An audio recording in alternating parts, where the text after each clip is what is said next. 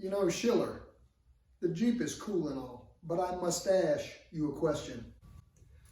All right, man, you're not going to start this stuff again, are you? I mean, you're not going to come trucking up in my garage talking about John North Willis didn't invent the Jeep. I mean, come on, man. How many times do I have to tell you? Nice face, by the way. That's not what I heard. I heard that Henry Ford invented the Jeep and John North Willis stole the idea from him. That's what I heard. Look, man, I'm busy here. I'm trying to make a video for the Team G503 series on YouTube. I don't need this kind of aggravation. I mean, where did you hear this stuff anyway? You went on the internet again? Heard it from some very valuable sources. Heard it from some very valuable sources. It must be true. What you talking about, Willis? Now get out of my shop.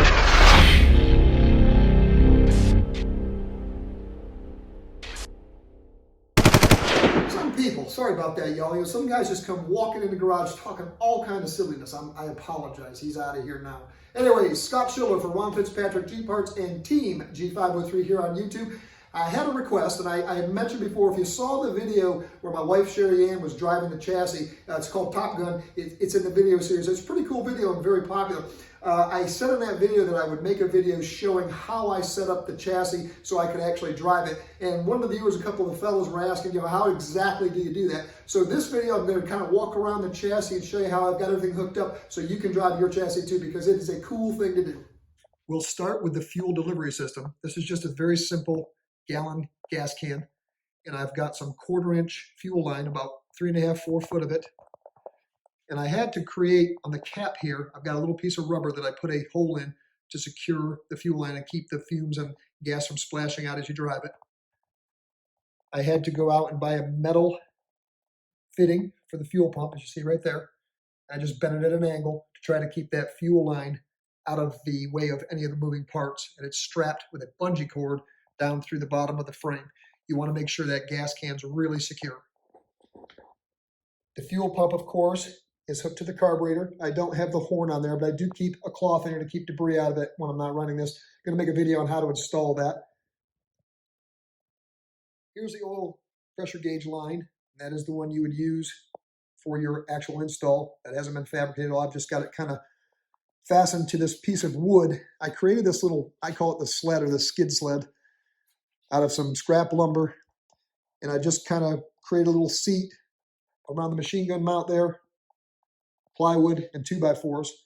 This is really interesting down here. I've got 2x4s that are set up and they act as stops for my brake and my clutch pedal. And I was also able to fasten the accelerator pedal to that with some screws on the back. That's going to be really helpful. Here's the driver's side of the little wooden apparatus that I've got as a temporary cockpit to fly the G503 in.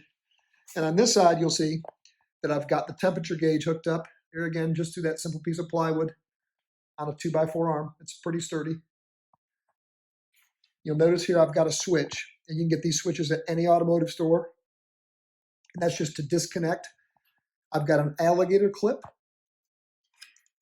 And you see I've got these fastened the correct way. And I bought little connectors, very inexpensive. You can use 12 or 14 gauge wire. The one with the alligator clip has got to be long enough to reach to the positive terminal on the battery up front. And that's just going to clip on there, and it's going to give you your 6 volts so you'll be able to start and run the Jeep. I've got a wire off the bottom of the switch that goes to the positive side of the coil. And then I've got a wire connected from the negative side of the coil to the distributor. Here again, 12, 14 gauge wire is best. You can use 16, but I would recommend to go with the 12 to 14.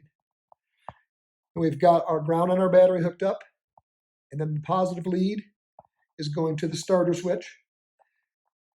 And that goes and turns to our starter. So everything by essential rights is hooked up and running on the Jeep. I've got the starter switch, and someone mentions to me, I didn't do this at first, and I'm glad someone did mention it to me. These double-aught wires are very thick and heavy, and I had this originally just connected to the starter, and someone mentioned when they saw the chassis drive video that I should secure this in some sort of fashion so it wouldn't arc or touch the bell housing or the starter. It was a great idea. So I just took some zip ties and pulled this taut. That way I can get right at my starter and start the engine. That's basically all you need to start the engine. And then you can give it a little test drive. Now I'm just running it off the battery, and you're not going to get a long time off that. I wouldn't recommend driving 5-10 miles away from the house with the chassis.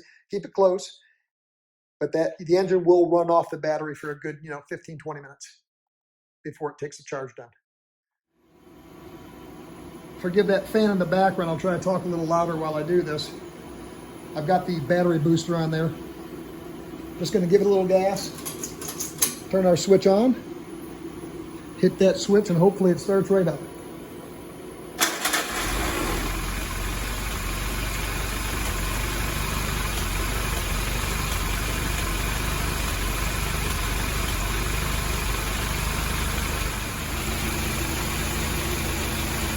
And there you go. You can disconnect that. Like I say, don't drive this very far on that battery because the battery will go low and it'll stop firing. But that's how you can do your chassis drive. You can check your oil pressure and your temperature, your rubber temperature. It's just really nice to be able to run this, drive this chassis around a bit before you put the body tub and body parts back on, because everything is really accessible if you have any issues.